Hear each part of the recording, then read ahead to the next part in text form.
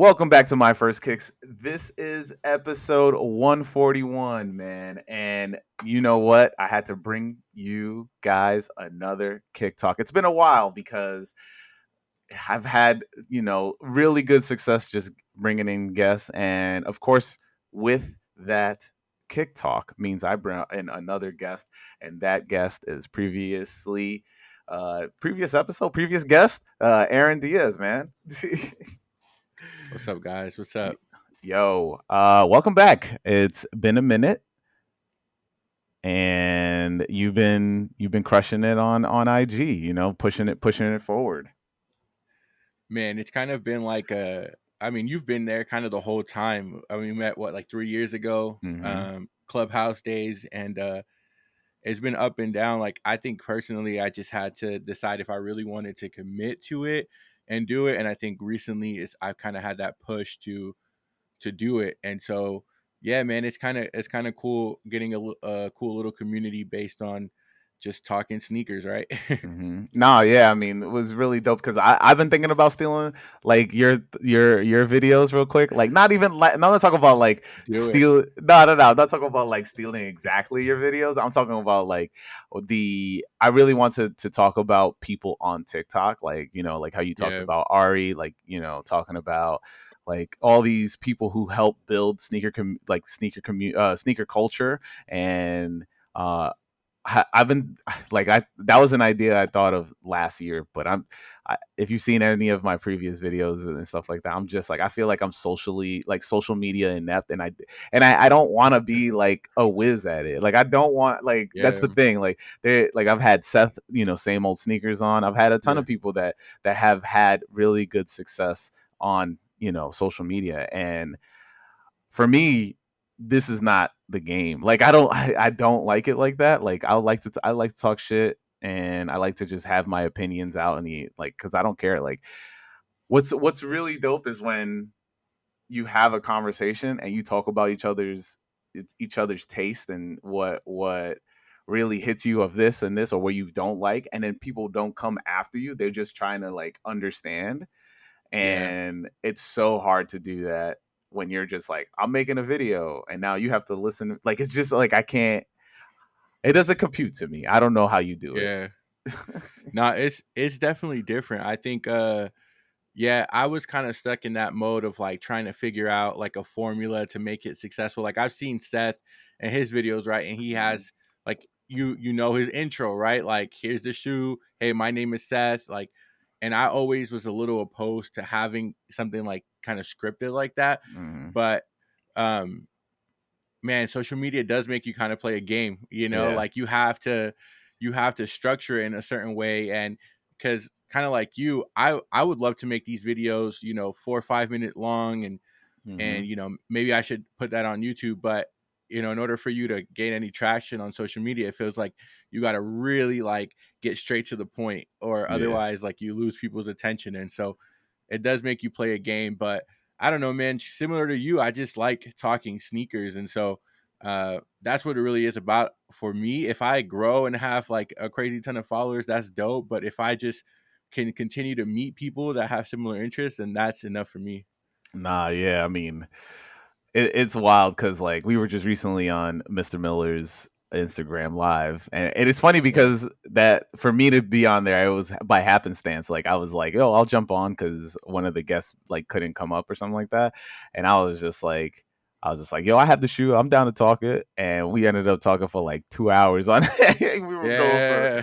we were going for a minute, but like because like my podcast and I strictly made it this way is like I don't like talking about new stuff on here because if you can go to somebody who's I mean not, I wouldn't say collecting longer than me, but somebody who has more connections and Yeah. can talk about this stuff, like the newer stuff, and you can get like good like early looks and stuff like that. And I don't have that. I just have my opinion. So like, how do I differentiate myself from all this other stuff that's on the internet, like and sneaker media and stuff like that? Like for me, like sneakers is a lot deeper for me because I didn't get to grow up with them. I had to now I'm like and then I instead of growing up with them, I'm catching up with them now. Yeah. So like it's like like I mean, I had Sneaker Den on, and the wildest thing for me is that he was only collecting for like 4 years, and his lane is like, oh, I'm gonna jump into sneaker culture and let people know about it. And I've always wanted to be that, but I couldn't do it. Yeah, yeah, I yeah. never jumped into that. So yeah. He's only been collecting 4 years. Yeah. That's crazy because you Not even look at his collecting. stuff. He's like reselling. He's a reseller for sure. Like he's a Oh, okay, reseller. yeah. He's a reseller first. But the thing is like, yeah, you look at his stuff and it's like all old stuff. Yeah, yeah, yeah. It's not the typical like. I guess it's similar to like Curated Van, right? Like Ty Hmm. from Curated Van, where it's like his lane is like 85 Jordan 1s and older shoes, but he's not like he's super young. He's a super young kid and he hasn't been in sneakers for a long time. But yeah, that's dope. I mean, I always think, there's always opinions on resellers, and I'm not the biggest fan of like the resellers who, bro, you can tell have no idea Hmm. like about shoes or like sneaker history, and it's purely profit for them, and they try to mask that a little bit by, I'm doing giveaways, I'm giving back to the community, and it's like, no, you're stealing from the community, and you feel, a little guilty about it, and so Hmm. you want to give back as a way to kind of suppress that. But I love when dudes like get into it and do something a little different, like actually post sneakers stories and do research, because it's not anyone that can get those old shoes Hmm. and know what to do with them, right? Or it's like a super niche market too. Like a lot of these new cats aren't buying older models, and so you have to find that kind of niche market that wants them. Nah, yeah. I mean, sneaker culture and like the sneaker community. I don't know where where has the appreciation for sneakers has gone. I feel like Yeah, it's so in and out, right? Like everybody's like, "Oh, this is hot. I'm gonna jump in it." And now that sneakers is not hot right now, I don't think it's on a downtrend in my opinion. Of like, stuff is sitting, which is I love it, yeah, and the habit of everybody just buying everything up is kind of like fading as well. And I that's like the people who have been here have been. I mean, I don't know if you remember when that happened. Like, I think the last time that happened was like the height of SBs, the first height of SBs, where stuff started like sneakers started trending down because everybody was buying SBs up, and then yeah, the SB bubble bursted, and then now they were like, "Oh, we got to get the Jordans," and then it was like the Jordans was going crazy, and then you get the phone posit, and then yeah, that caused the big resale bubble. But the the fact that like I don't know, I always found it weird, and I didn't know like some of these big resellers now, like like Sacred Sneaks, who has crazy pairs, like the craziest pairs, and or like 2Js and stuff like that. Like these are people that started at like a couple years ago with just like a little bit of like fundage and found the right shoes, and then just yeah, expand, like kept selling to resell and pick up. Like reselling to resell is like the wildest concept for me. I don't yeah, understand it at all. I don't understand it at all, man. yeah. I remember 2J's um in Vegas, like his Mm-hmm. first store, and it was tiny, bro. Like, and I Mm-hmm. remember hearing about him because when people used to go camping, he used to go and like pay people to like buy him pairs, Mm-hmm. like, hey, That's like I'll upsell pay you. upscale crack over here. Yeah, yeah. Yeah. It's like if you wait in line for these, I'll give you an extra 20 on top. And Mm-hmm. if you didn't really care about the shoes, you were just gonna like you were gonna do it. And so I respect the hustle for sure. And uh something that separates, like 2J's from a lot of other resellers is the longevity, right? Like he's Mm-hmm. kind of like if you there was like power rankings for resellers, like Urban Necessities 2J's is like number one, right? Like there's not many other resellers that are on his level that have a shop in Dubai, have the biggest Yeah. resale shop in Vegas. They're opening LA soon. Um and you see the respect he gets in the resale community, right? Like you see guys like I'll watch videos every once in a while of like Private Selection. I think they're like a Mm-hmm. resale store, but they like when they have 2J's in store, it's all like, bro, we're trying to be like you know, type of Yeah. deal. But I respect the hustle, but I personally can never be like, um, I can never be okay with the gouging or like the price gouging, right? Like Mhm. the I'm gonna buy this shoe for retail and I'm gonna sell it for I'm gonna hoard the shoes. I don't Mhm. care if you buy it at retail, a personal pair, and then you resell it for market, like bro, get your money. But I don't like the idea of people hoarding, like intentionally taking away the stock to then resell it at a high price. Mhm. Because there's a lot of people that don't grow up with the money to buy that. There's a lot of people that want those shoes that have connections to them that will never be able to afford them above retail, Yeah. and you're taking that opportunity from them, you know. And for me, that's no good. I think that I don't know, like for me it's that like the journey was always part of it. I mean, we talked about it in your Yeah, episode, like that journey was what really sold the sneakers to me first. And it's a lot of it was because I didn't have the money, and like once I got my first job, I was like, yeah, I'm gonna make this conscious effort to buy sneakers. Like, like yeah, the idea of just being like, yo, this is my money. I don't got to do anything else with this besides what I want to do with it. And now it's not like that anymore. Like, I don't think there's anybody out there that's like, oh, I'm saving up for the next Jordan. Like, yeah, or I mean, you have funny people that like post videos and be like, you know what, I got to eat McDonald's this week because I'm buying 5 pairs of sneakers this week. Like, you cannot not buy one of those shoes and eat regular food for the week. yeah, Like, yeah. Nike did a good job of like creating this like addiction to like, and to be fair, like it it's not like it's a lot of bad shoes, but you hmm just like FOMO, right? Fear of missing out. Like, oh, why not when you like in the like you could get this shoe for retail, right? And then hmm like everyone I think has like unconsciously in the back of their mind, like, yo, I could resell these later if I really wanted to, right? And so hmm you have people, and I've fallen victim to it too. Like I've had to like chill out in the last couple of weeks, just because, bro, life is life. But hmm like I really wanted those Fat Joe Air Forces, just nostalgic. But yeah. I had to be a grown up and pass, right? Because I'm like, well, I gotta buy a new car, and so, but Nike, man, they release so much that like if you are not copying, then you feel like you're missing out, which is hmm not true. Like you, bro, you have plenty of other chances because next week they'll have 5 or 6 more pairs that release. You know? yeah. It's wild, like the idea of just being like, oh man, the idea of having FOMO is wild now, Yeah, especially now.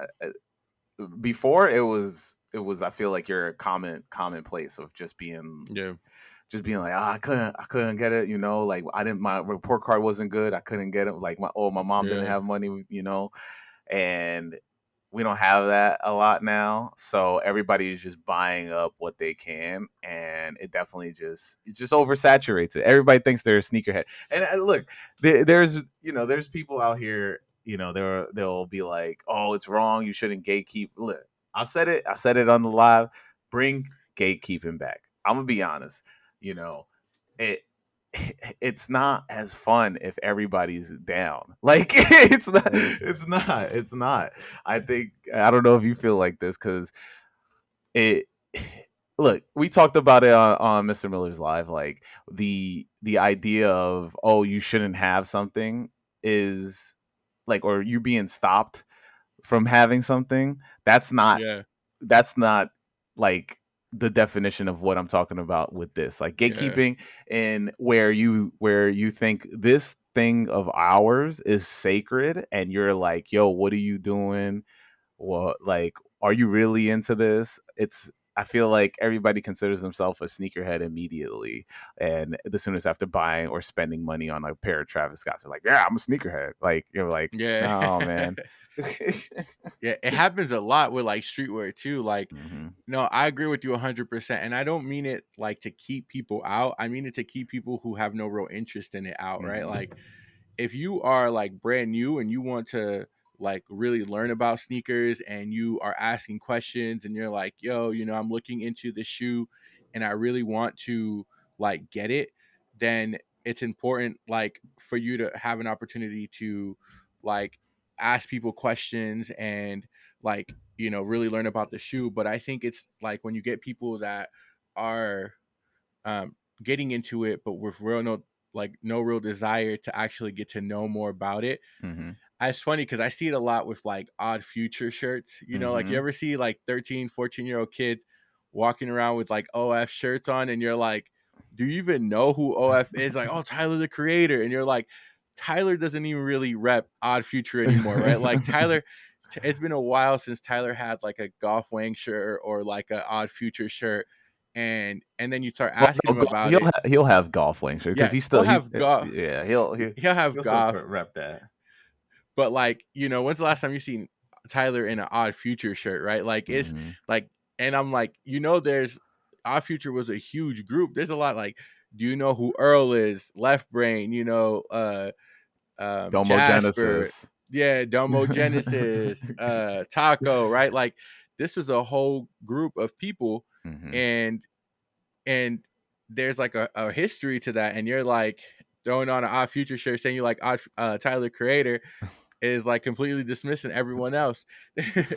I mean, look, the whole where music bands, like I used to be on that tip, and it's like when remember when Metallica shirts and Kiss shirts were like making the rounds of people Oh, just that rep. was like vintage. That was like 2020, 21. Everyone had like old rock tees. Yeah, I wasn't a big fan of it, and it made it seem like you were being like to me because I'm so entrenched in skate culture. I always thought like, yo, I don't want to be a poser. So like, even that's why my recent video with the J Balvin's, I was just like, if I don't like J Balvin, I'm not gonna wear his shoes. So, and I don't listen to J Balvin. I don't know anything about this dude. I'm not gonna be a poser in it just because I think, oh, this is a good looking shoe. Nah, man. Like, I would rather like have something on me that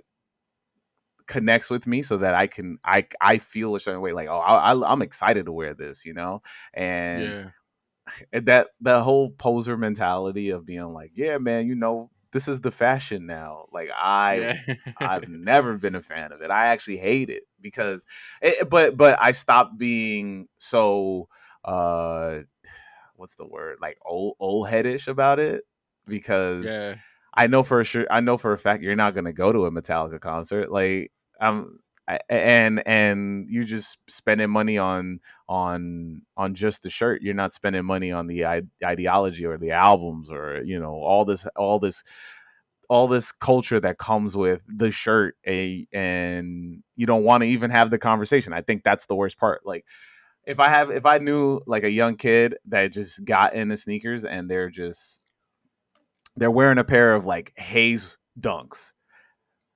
I don't know how they got them, but they got them, right? And I go, "Oh, do you know what those are?" They're like, "Oh, these are just like panda kindas or something like that." They Oh say some dumb. man, I'd probably be the most upset I've ever been in my life. that's like, for, disrespectful at that point. Dang. No, you'll get it though. Like, man, I'll fight that's them. the I'll thing. I fight think them at that that really, point. I think that's the thing that really bothers us is that like we grew up in a time in sneakers where it was important to actually like know what sneakers you were buying, right? Like Hmm. you weren't just like when you were talking to your mom trying to convince her to get you the pair, you were like selling them on the pair, right? Like your Hmm. parents here, like, Mom, we got to get this shoe. Like this is a, and it wasn't like collaborations were huge back then, but it was like, Hmm. Mom, you don't understand. Like this meant to represent this show, and I love that show, and blah blah blah. Whereas like now, it's like, oh, it's like there's none of that, right? It's like you go on sneakers app, you like it, you get it, right? Like Hmm. there's no convincing anymore of like, hey, I really have a connection to that shoe. But that's what created the connection for us was that having to look it up, right? Like we had to get on like Kicks on Fire, Nice Kicks, like Nike Talk, all these Hmm. blogs to see like what's even coming out, like, telling like, oh man, in 6 months this shoe's gonna come out, and and I need to save up money for it. Or mom, Mm-hmm. can I get these for the next school year? Whereas like now everything is so instant, and you hear about shoes 2 years in advance sometimes, right? Like there's Mm-hmm. already leaks of like next winter's Jordan line, and you're like, eh. I mean, and especially with like content being based around it, that's because that's what get views. And I refuse to do that type of content. Like, I don't know what's like. I'd rather.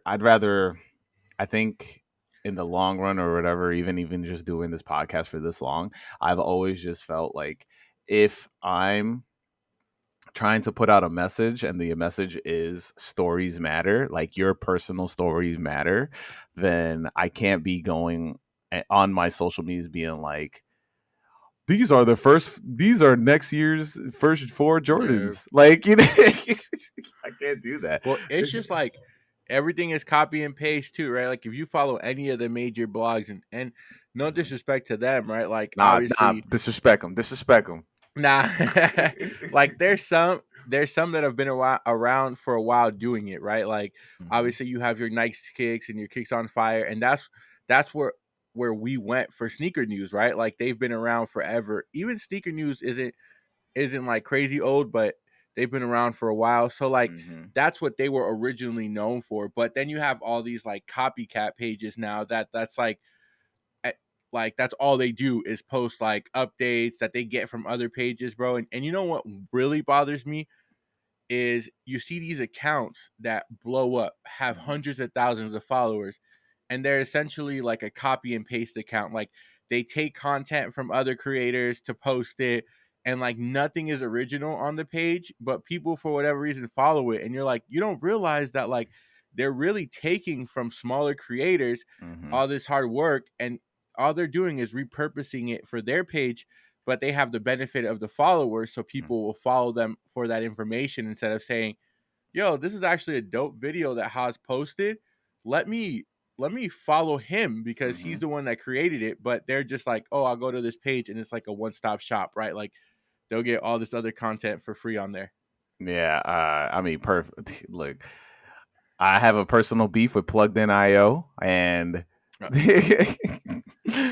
they sucked. All they do is repost other people's stuff and not credit them. And I used to call them out on every post and be like, "Yo, where's the credit for such and such? Where's the credit for this?" yeah, did And they then block you? they didn't block me. Uh, But there was one time, or maybe they did block me. I know on Threads, I posted.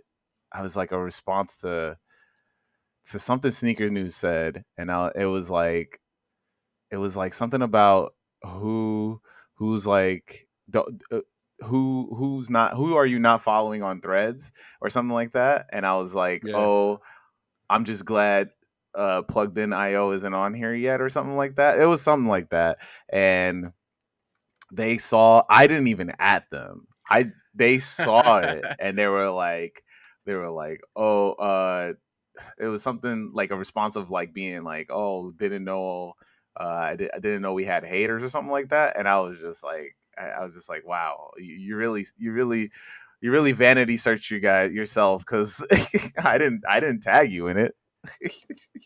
And they like those pages, like they don't get it ever. Like that's a weird thing. Like you're like, bro, you're literally stealing other people's work, Hmm. reposting it, and not even giving them the courtesy of like crediting them with what they did. And Yeah. so, and then for you to just feel like that's okay because it's working for you just says a lot about you, right? And so Hmm. it is kind of a frustrating, it can be frustrating sometimes because there's people like us that are really trying to do it right, and you've been a lot more consistent than me, so you definitely deserve more flowers for that. But we're trying to do it the right way and not compromise our message, like you said. Just Hmm. stick to what we like, sharing opinions that we hold true to ourselves. But I had that happen with like the Jordan One's daily page, Hmm. where they reposted one of my videos and they gave me credit, which is dope. But then on their page, it got, a couple thousand likes, like 50K views. Hmm. And then on my page, it got like, 90 likes, whatever it was, right? And so I felt some type of way because I'm like, it's cool to get reposted, but at the same time, like, I'm the one that made the video, right? Like, why is this getting so much love and traction on a feature page, essentially, instead of the person's own page, right? And Hmm.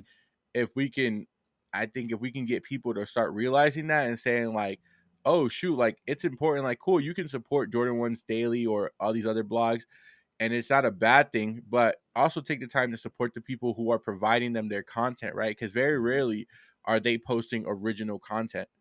Yeah, it's wild. I mean, even recently, Soul Loco, and they only post like other people's stuff nonstop. So, but they posted somebody making the Air Force One cowboy boots.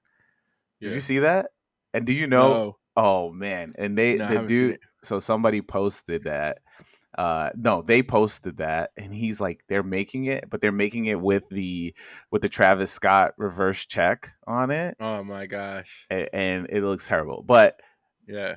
it's not the original. Like Andy. If anybody knows, if soon to be guest on this podcast, 0823 a.m. I think that's his at.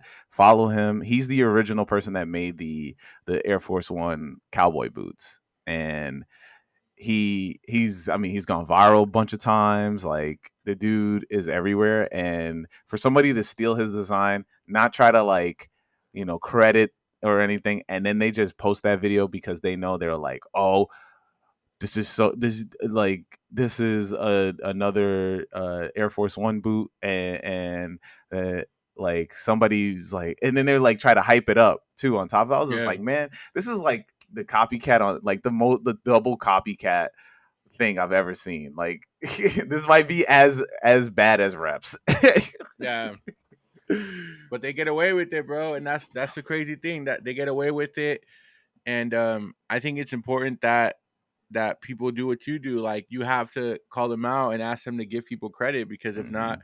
they'll just keep doing it. Nah, yeah. In the comments, I was literally like, if it's not at 0823 a.m., it's not. That's not. It ain't it. That's what I put, and then Andy liked it. But like, it's just wild that people can just like steal. Like, it's not. When did we all become so unoriginal? Right. That's the Yeah. most. How many times do we have to see the same people, like the same content being sent to us all the time? Like, and then when you try to do something different, it doesn't do anything. Like, that's But that's so what we're being wild. taught, bro. That's what we're being taught Uh, by these social media gurus.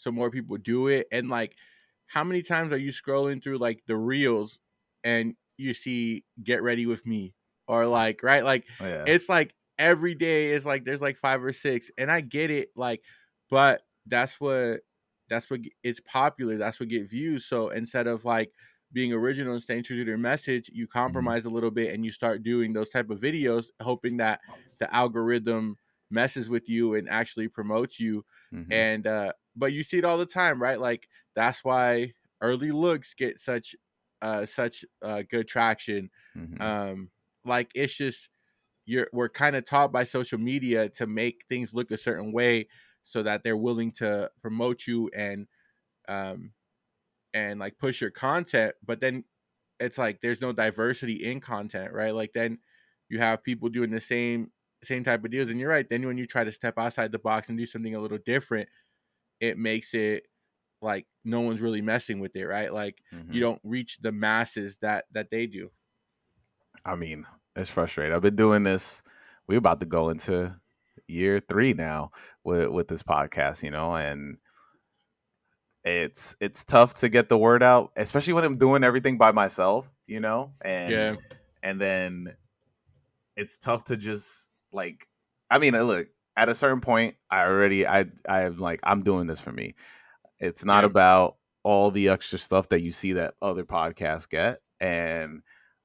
But I will say I be getting bitter. I be getting very bitter about it. And then I have to Yeah. like take a couple steps back and be like, all right, man, you're doing this for you. If the followers come, the followers come. If the people listen, if the people mess with you, people mess with you.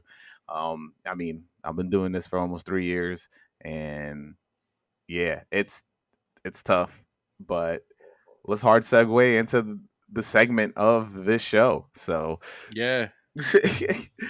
As y'all know, my bad. It's been a while. So let's talk about some three. Let's talk about three kicks that we think everybody should be up on. My first pair, and I'm pretty sure you know this shoe. Uh, but this is I'm gonna say this was like the Corona. Well, I'm from Corona, Queens, so like this was like the Okay. Corona classic at the time. If you were of Hispanic heritage, you loved this shoe and you loved wearing Nautica jeans with it. And and and I want this shoe back, but I don't want to spend buku bucks for it. And I'm gonna talk real quick about the Air Max Plus, the Air Max Oh, Plus Hyper Blues. I don't remember when they originally dropped, but this is the 2018 pair. Just to give you guys a little rundown, to celebrate the 20th anniversary of the Air Max Plus, Nike released the Air Max Plus Hyper Blue in 2018. The sneaker features a mesh upper in a hyper blue color scheme with wavy black TPU upper overlays. The sneaker also boasts an elasticated lacing system for an adaptive fit, a padded tongue for comfort, suede and leather details along the mudguard and heel, and an Air Max unit in the midsole for responsive cushioning. So I don't know if were you a big fan of this shoe, Aaron? no. Air Max Plus, no. The TNs. No. I mean, I thought they were cool, but I can't say I ever Mm-hmm. owned a pair or went after a pair. So Mm-hmm. no, I can't front and say I did. Nah, I mean this is totally just like us. A little group of people used to wear this shoe. I mean, Yeah.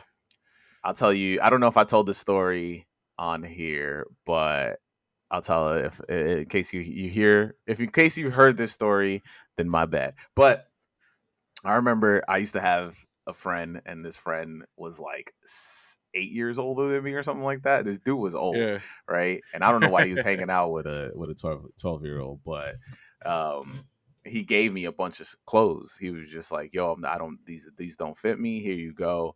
And around that time in Corona, like I mean, Latin Kings were running it, so like Yeah, yeah. basically everybody had to dress kind of the same at that time.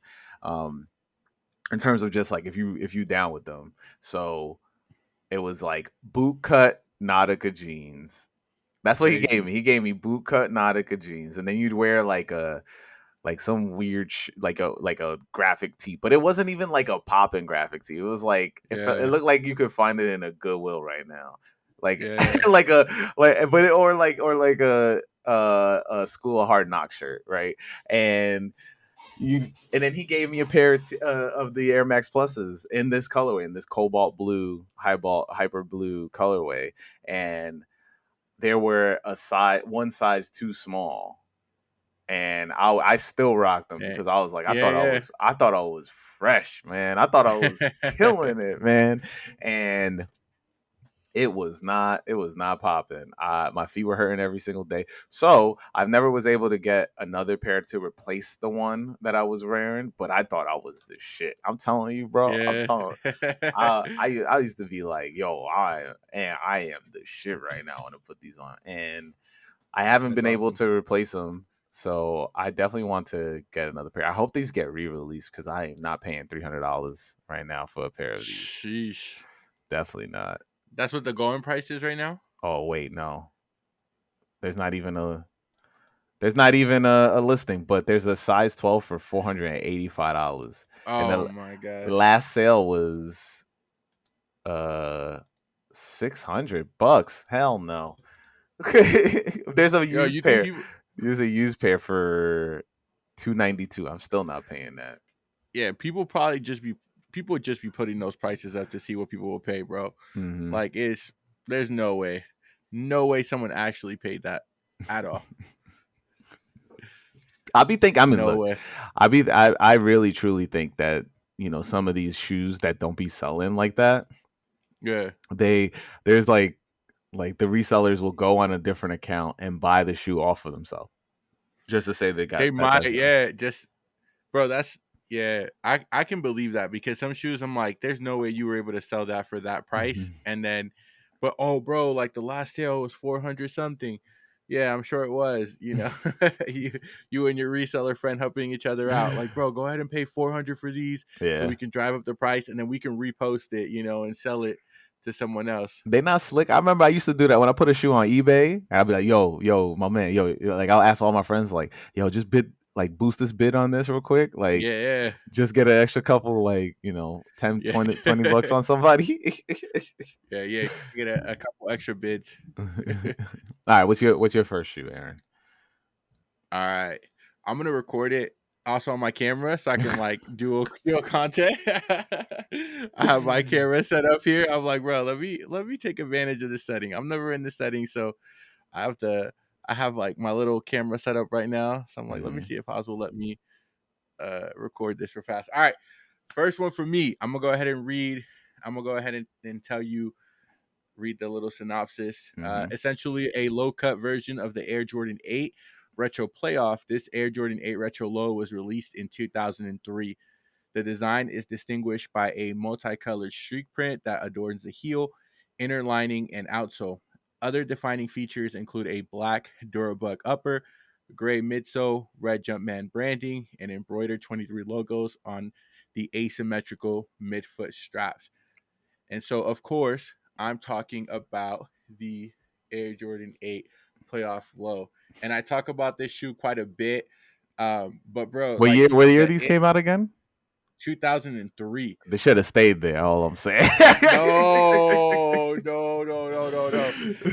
No. All right. So I picked these shoes up for multiple reasons. So the first Mhm. reason, or I picked these shoes for the podcast today for multiple reasons. The first one, I think it just defines like a super dope era in sneakers. Like 2003, obviously we had like the 19s came out, Mhm. the Air Forces were at an all-time high. Mhm. Um dang, there it was just a dope era in sneakers 2003.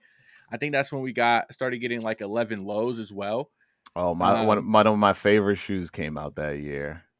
which ones? The uh the Air Force One High Stash, the one night Yeah, onlys. oh, the stash. Yeah. Yeah, Nike was doing their artist series back then 2003. I think Mhm. the Shady Burst came out 2003. Um, the Futura, the for yeah the Futuras was I think the Air Force Two the Atmos, uh not Atmos, Espos. no not Espos, yeah, the Espos I think were Mhm. 2003, and then you think 2004 we got 2004 I think is the NRED Dunks, right? 2004. um I would have or to was that check. 2003 as well? I think. Nah. But anyways, they No, just the Espos were 2004. oh those are at 2004 as well. Mhm. But anyways, yeah, that 2003, 2004, 05, I think, man, was like a golden era in sneakers, and so these just represent that era. And but yeah, these are a shoe I've loved since then. I remember getting these. I've told the story many times from like the friendly neighborhood crackhead who Mhm. stole stuff from people to pay for his crack, Mhm. and East and New he York, stole baby. these. East New York, baby. He stole these on Liberty Avenue, if you're familiar with East New York. I think they called Mhm. it's like City Line, other people call it. But there's a bunch of shops. I don't know how it is anymore, but it used to be like a bunch of shops, like your Foot Lockers, Champs, everything was there. And some dude he followed the dude in the store, happened to wear my size, and the dude sat outside at a bus stop, put the shoe down, tie his shoe, and he grabbed it and took off with it. Oh And my so, god. so I feel bad because poor dude just walked out of the store buying these, and my friendly neighborhood crackhead, you know, took What off was with the them. how But much did he charge you for them? I think he charges like $70 for them, like 60 70 That's dollars probably Like a it lot of was, money for him too. He was like yeah, for 70. him.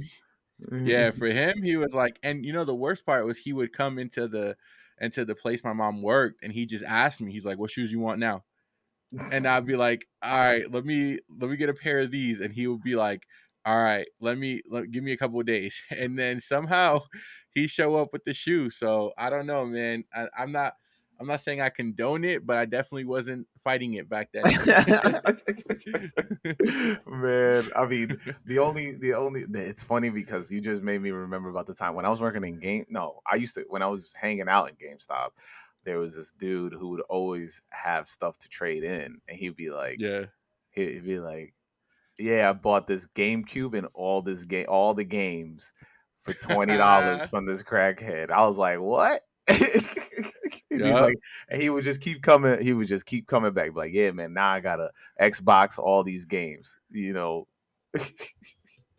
Yeah, they weren't playing, bro. I mean, obviously addiction is a hell of a thing, right? And they were doing whatever they could to feed that, and it just happened to benefit me, more than it should have. So Nah, yeah, I feel you. All right, man. My second shoe. Wow, I just closed the no wrong thing. Here we go. My second shoe. It's a shoe. I first, I'm gonna say, at first I did not like them in the forums days, and then after I got my first pair, once I finally was able to buy the chlorophylls, I was like, now I need all um, the trainers in my life. But specifically, I need this trainer in my life, and that is the Air Trainer 1 SB Huff Gold Digger. Now, ooh, rest in these peace, Huff. rest in peace, Huff. Longtime Huff guy. Me. That's me. The designed in partnership with Huff, the Nike Air Trainer 1 SB Gold Digger launched in 2005 as the follow up to the creative partners' iconic tie dye dunk, which is a grail for me. Probably will never be able to buy them. Whereas that shoe celebrated San Francisco's hippie movement during the 1967 Summer of Love. This pair goes back even further, finding inspiration in the California Gold Rush of 1848. The retro trainer makes use of a brown leather upper with contrasting accents in red and orange around the collar and toe box. Open brown mesh reveals a shiny underlay in metallic gold. The lateral heel is marked with an embroidered graphic that combines SF with a cross, pickaxe, and shovel. And I remember being on the forums and being like, "This shoe is ugly," but as time goes on, I feel like your taste changes, and I'm like, I need to get these in my collection. Yeah, I mean, I used to wear, I used to, I want to say, like, I have Huff stuff, and one of my favorite things were just buying a lot of Huff sneakers. Like their Vans collabs are always my favorite, but yeah, this is these are I'm gonna try to get these because the prices aren't crazy, but at the same time, it's like I'm pretty sure they're like it's a shoe from 2005. It's definitely not gonna Yeah, hold up, you know. Those that as soon as I put my foot in it, it's gonna be a wrap.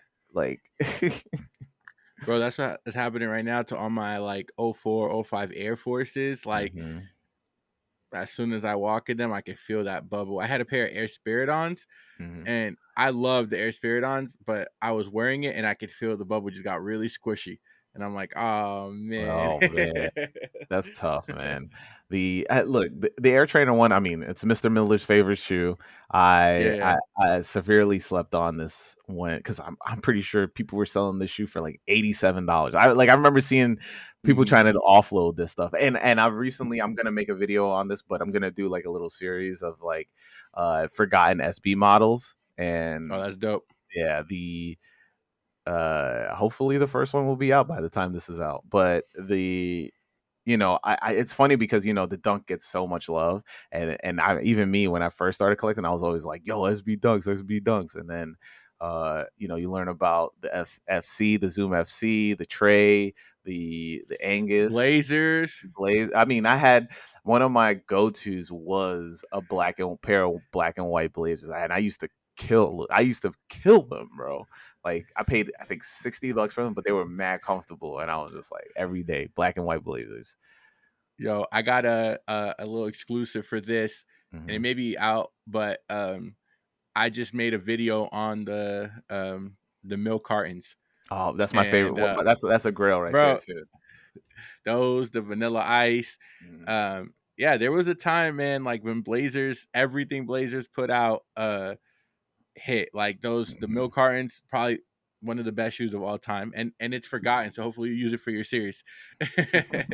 I don't think it's forgotten, but I had Ryan Sullivan on. Yeah, If you aren't familiar with him, but he actually, I think one of his, I think he talks about it in the episode. It's like one of his friends designed that word, blazer. So that was dang, really cool to learn. But like, yeah, that shoe, I remember when those milk crate blazers just like showed up, and I was like, oh my god, these are fire. I need these. And then I couldn't ever find them, and yeah, impossible to get, yeah, and I was like, damn, impossible. those are two shoes. The Milk Blazer, the Milk Crate Blazer, and the Bauhaus Dunks have eluded me my entire like collecting. Like, and it's funny because I didn't even know the Bauhaus Dunks dropped, and when they dropped, I was like, how did I miss this? And then I used to go and eat at Bauhaus for like every week. I was there just getting pork buns every week, and I remember asking them, being like, "Yo, is there any chance you guys have like a size 13 at Bauhaus Dunks downstairs that you just like have there?" And they're like, You just and they're have like, it. and they're like, "I don't know what you're talking about." Like, bro, dunks? What? But yeah, I mean, look, these trainer ones, these air trainer ones, they were really nice. I would love to have like, I think it's four pairs of air trainer ones that came out for SB. The Yeah, medicine ball, the chlorophylls, these gold diggers, and I think just like a regular color. It was maybe like an infrared color or something like that. I don't. yeah. I'm not too sure, but the I love it when a brand like when they do a collaboration, and this is like one of the first few times where they were just like, you know what, we're gonna do an older model and they'll see what happens, and this is fire. But what's your second shoe? All right. So my second shoe, following the turtle dove and pirate colorways, the Yeezy Boost 350 Moonrock features a Moonrock, a Gate Great Prime Knit upper, and a Moonrock Boost outsole. First previewed on Instagram by Kim Kardashian and released November 14, 2015, the Mhm. Yeezy Boost 350 Moonrock was sold exclusively at stores that carried Yeezy season 1 apparel. And so my pull them out. My second shoe is the Yeezy Moonrock. Uh-huh. And first of all, it's like the whole set of Yeezy 350 V1s is a grail for me. And I was able to get the restock of the Pirate Blacks, and I got, I hit the Turtle Doves on Yeezy Mhm. Day. But um, these represent a time in sneakers where Adidas was more popular than Nike. Mhm. And at least in the niche sneakerhead community, right? Like Ultra Boost had everyone in a chokehold, like the NMDs, Ultra NMDs. Boost, NMDs, Ultra Boost. They were the shoes, right? Like those were the shoes that you rocked. Um, and it showed how powerful Kanye was in the sneaker space, right? Like there's not a lot of people in that era from like, man, 2006 to like 2020, 1920.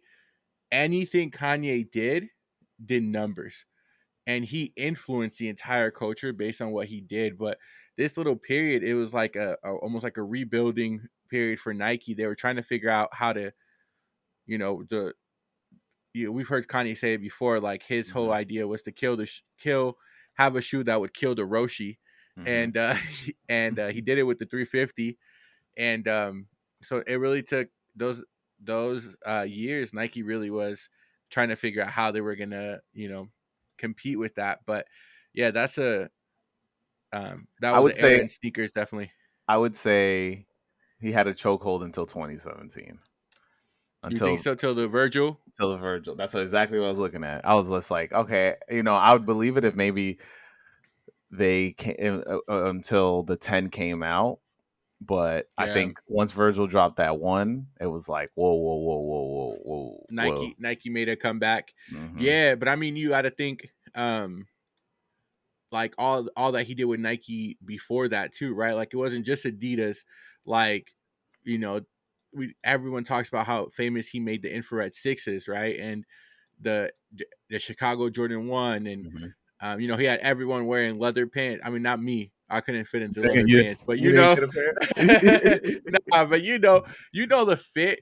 Look what he did with the Flyknit trainers. Like, think about how many people were rocking Flyknit Oh yeah, trainers. I think that Kanye was definitely like a tastemaker. Like if you weren't dripped in anything Kanye related, uh, you weren't you know relevant in my opinion. Like not in my yeah, opinion, in everybody else's opinion is what I meant to say.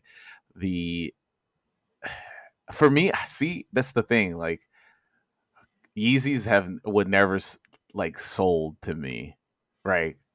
I never bid down on it.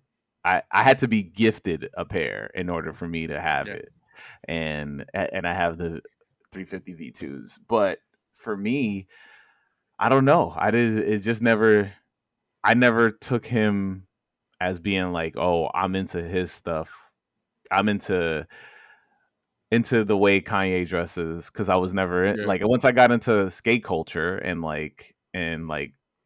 punk stuff and like messing around with what is hip hop and what is hip hop to me, and I yeah, never was into like what everybody else was listening to. So when people are were all wearing Yeezys, I was like, no, I'm not doing yeah. that.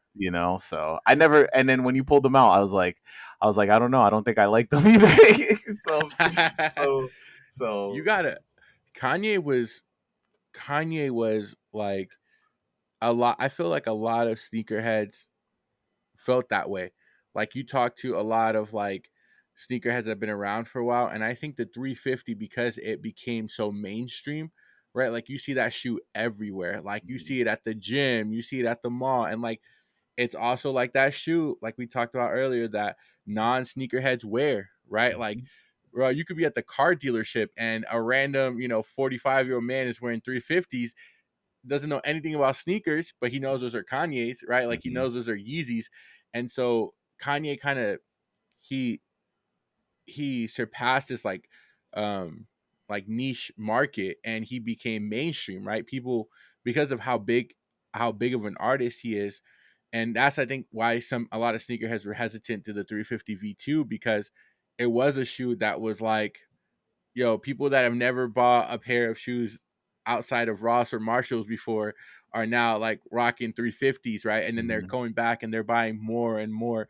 And but yeah, that's not a hot take or unpopular opinion. I feel like I've there's a lot of sneakerheads like that. Even my own cousin, like I was buying Yeezy 350s and Brian could care less about them, right? Like I gifted him a pair of 350 V2s, and I think that's the only pair that he's ever had, and he could just care less for them. And I mean, there's other models like the 700. I feel like was also very mainstream. Like I think Mhm. that was more of an acceptable shoe for people. Like uh old sneakerheads were even wearing like the Wave Runners, right? Like that's the one that got a lot of people. But yeah, that I 350 hate the wave V2. runners.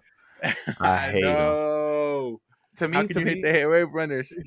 because it looks like it's like a fake skate shoe, and Uh it's so bulky. And I was just like, yeah. man, this shoe is like weird. Like it never the it. I think it just never bit down for me. Like I never bit down on it or whatever you want to say. Like Yeah. the idea of the shoe being so big, and then when you look down, it's like your feet is mad wide, and people were just constantly on them, and I was like, I don't see it, I don't get it. I guess I mean I never like I said I never really fully bit I never really fully got the Kanye bug in terms of just like without outside of his music. Like Yeah. for me, his fashion was like that's cool. Like I see it. I mean, I've always been a bigger dude, so when it comes to fashion and stuff like that. I wasn't able to really partake. So I never really paid attention to it. And I never really thought that he was like, yo, he's dripped out. Like, nah, I've Yeah, always been yeah, like I like looking, I like seeing people in like, you know, if I compared to like how I dress is just like, okay, I try not to be, super blinged out, in the Louis Vuitton or whatever, but I'll yeah. rock a pair of dope kicks, and I think that for me to be like, oh yeah, I'm finally like down with like all these Yeezys and stuff like that. I think it had for me to be like I had to like bite down on the whole, yeah, yay is it right now. Yeah. Man, I mean, not to poo poo your second shoot, but my bad. I Nah, don't. you're good.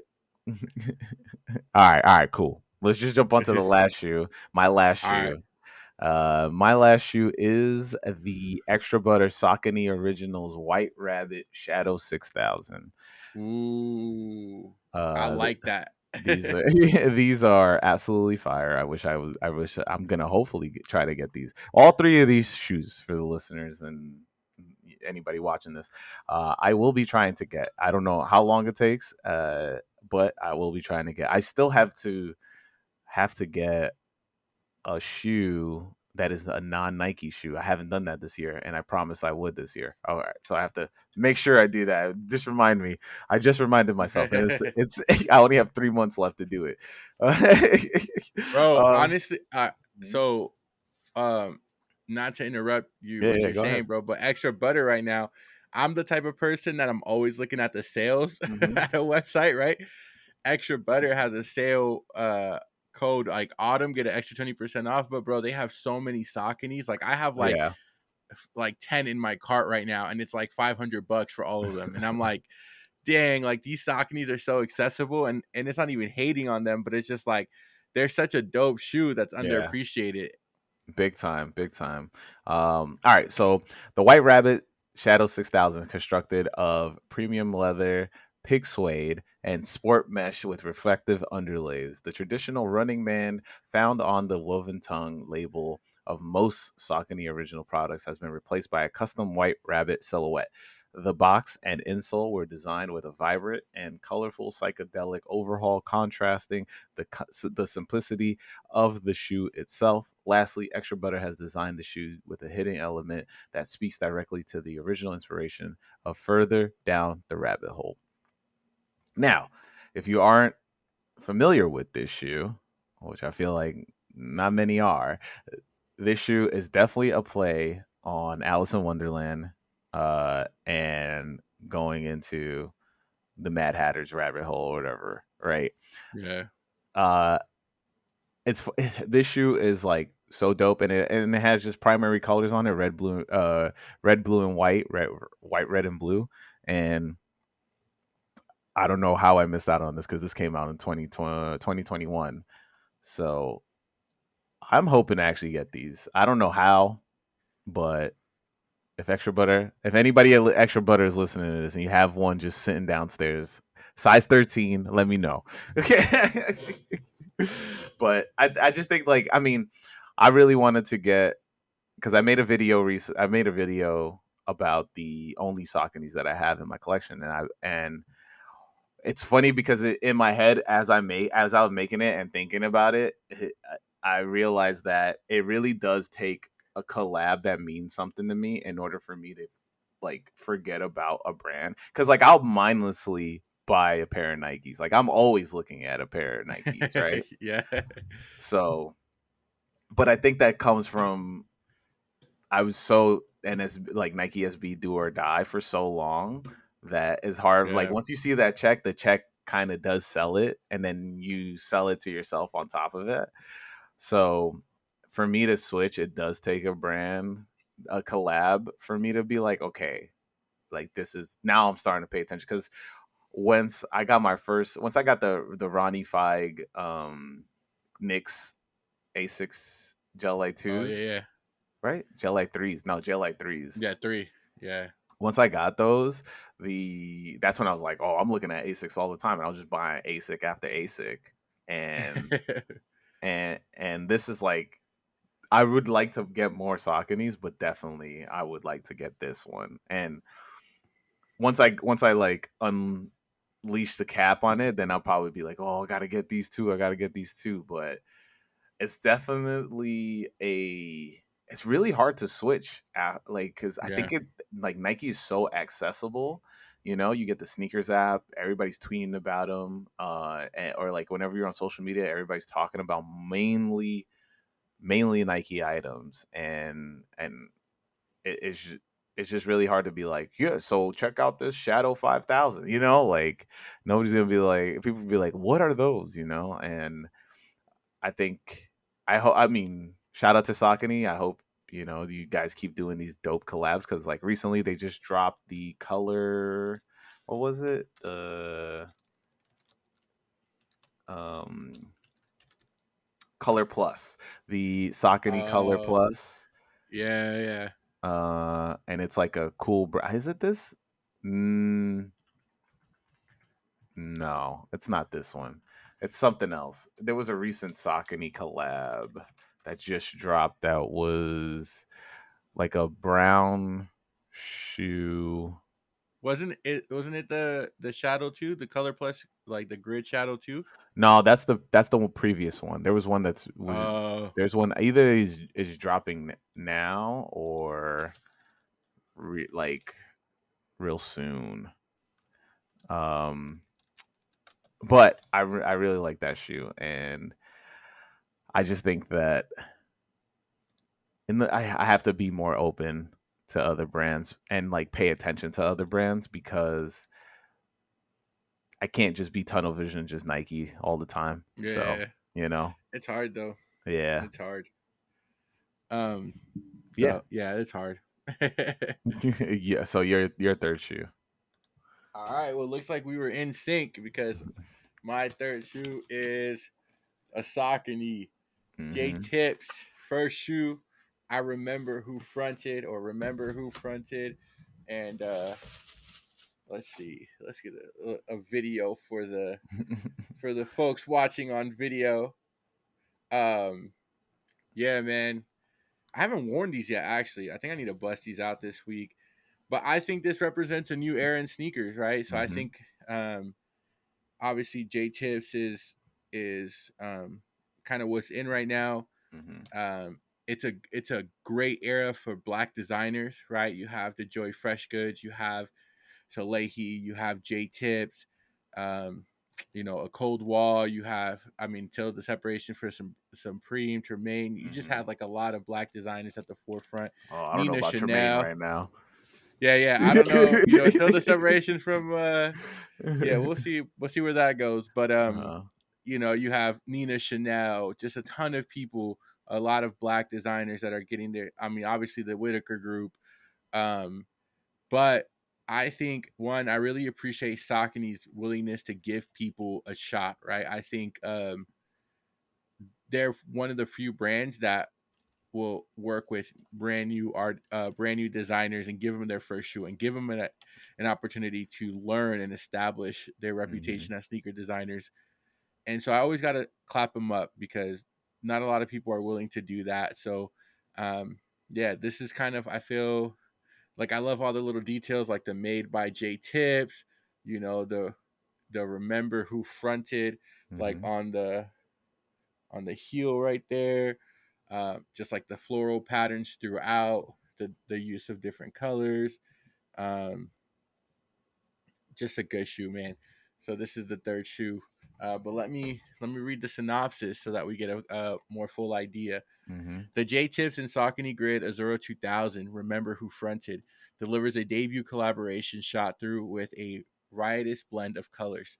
The mixed material upper combines a beige mesh base with suede overlays and clashing violet, aqua, and red hues.